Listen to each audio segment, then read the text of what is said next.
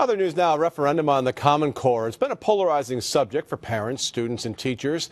Opponents to the tough new mandated curriculum have been vocal in their opposition. Today, some lawmakers felt the pressure with a vote to change education leadership in New York.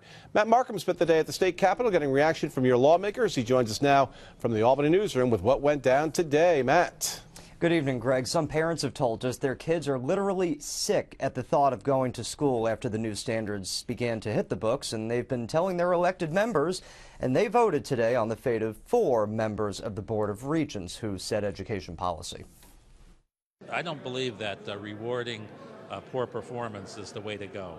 They've had their chance. I think they badly mishandled it. There's no such thing as a reward in this business. These are all well-educated, well-intentioned individuals. The classroom took center stage in the assembly chambers. Members of both houses of the legislature were bound by a common core to make a change in education, though 3 members of the Board of Regents up for re-election stayed on. I can't blame it solely on those 4 members up this year. The tough new learning standards have been given a poor grade for being handed out too quickly and placing too much emphasis on standardized testing. At the top of the board, defense for the lesson plan.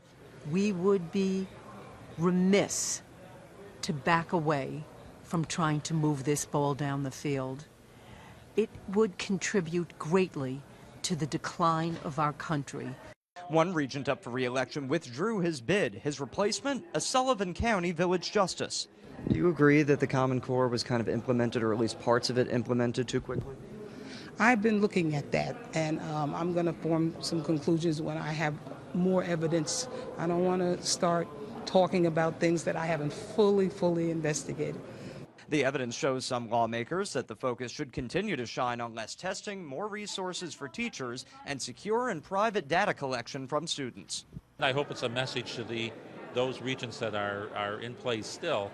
We need some real change in this Common Core implementation. We need to step back, take the time to get it right. Well, Chancellor Tisch went further to say that anyone who has questions about the actions of the Board of Regents should go to a meeting and realize that an open conversation is part of the whole process, Greg. All right, Matt, thank you very much. Gun rights advocates are calling on Massachusetts lawmakers to approve a bill that would treat anyone who shows a fake gun during a violent crime the same as someone with an actual weapon.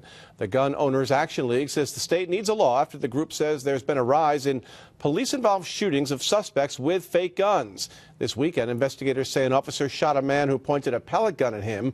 That suspect is now facing assault charges. And that brings us to tonight's CBS6Albany.com web poll. We're asking you if criminals using fake guns during violent crimes should face the same charges as those who use real guns. We'll have the results of the web poll coming up at 6:30. To politics now, and the end is near. Donald Trump says he'll decide by the end of the week whether he'll run for governor. Trump told our political analyst Fred Dicker on Fred's radio show today that GOP committee chairmen have been calling him nonstop to find out what he plans to do. And Trump repeated to Fred that he would not get in the race if he were to face a primary.